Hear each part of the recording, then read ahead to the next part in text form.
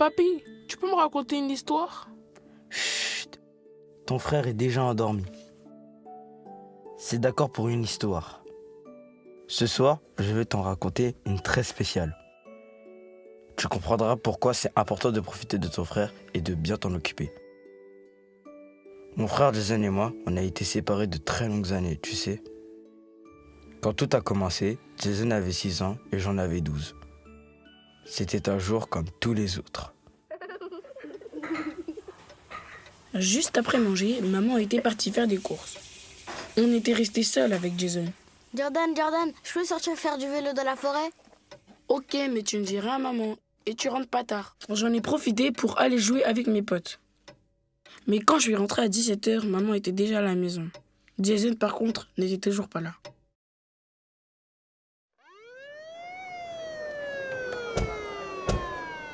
On avait cherché Jason toute la nuit et les jours qui suivaient.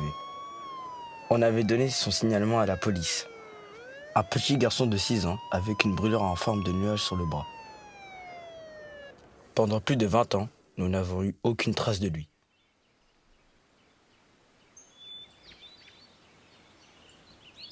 Je n'ai jamais arrêté de penser à lui et de le chercher souvent dans la forêt.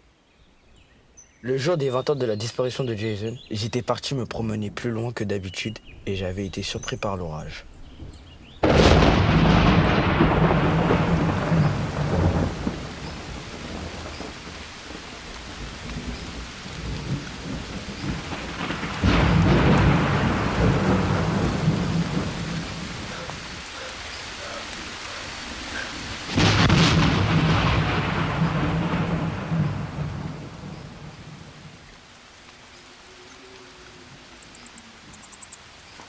C'est bizarre, je connaissais pas cet endroit avant.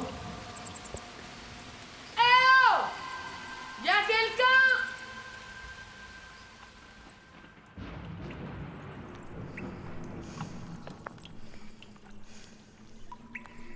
D'abord, je ne voyais rien du tout. Puis j'ai aperçu au loin une lumière.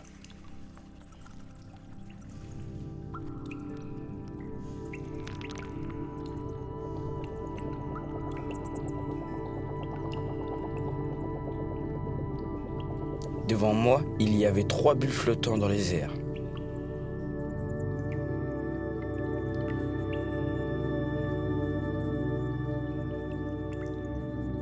En touchant la 3e bulle, je m'aperçus que je pouvais entrer complètement à l'intérieur.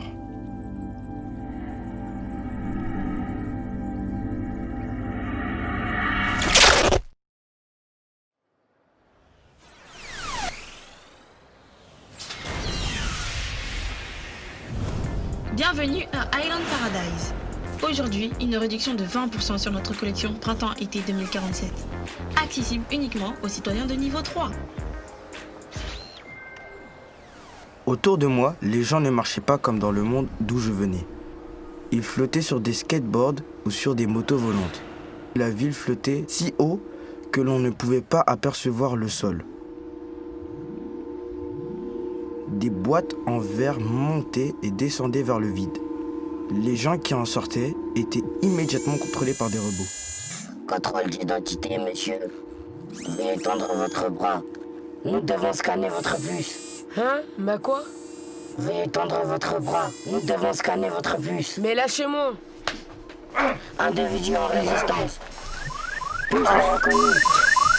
Alerte, alerte, alerte.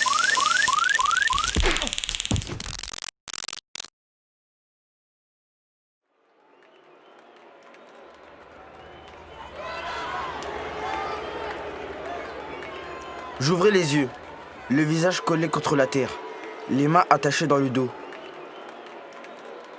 Devant moi, un stade rempli de gens habillés en haillons criés. Je vis alors arriver un homme assis sur un trône, porté par des robots.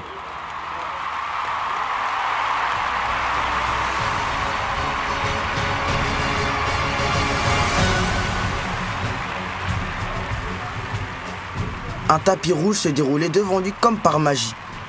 Il descendit du trône, on lui apporta un sabre immense.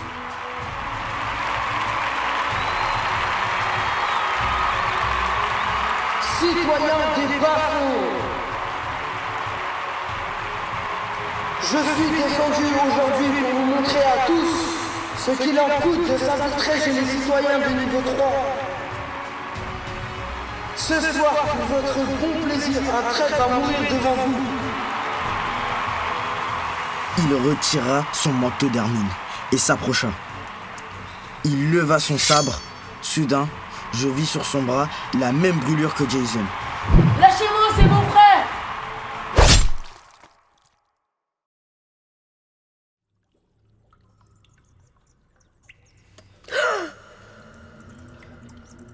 De nouveau, je me retrouvais dans cette grotte étrange.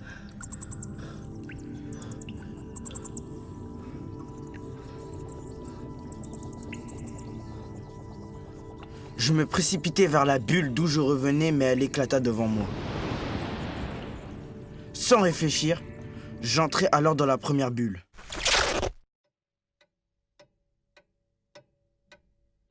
Je mis quelques secondes à comprendre que j'étais dans la maison de mon enfance. Je reconnaissais les petites chaussures de Jason.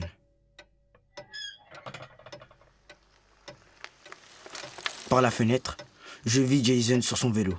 Il se dirigeait vers la forêt. Jason, reviens, Jason! Je courus vers la grotte. Quand j'entrais, Jason était en train d'entrer dans la bulle. Je me jetai sur lui et je l'attrapais avant qu'il ne passe la bulle. C'est moi, Jason, ton frère. Tu as vu ce truc, Jordan? Ça brille. Promets-moi de ne plus jamais rentrer dans cette grotte. Mais pourquoi? Promets-le-moi, c'est tout. Bon, d'accord. Je pris Jason par la main et nous sommes entrés dans la deuxième bulle. Et c'est comme ça que j'ai retrouvé mon frère. Vous m'écoutez, les enfants? Les enfants!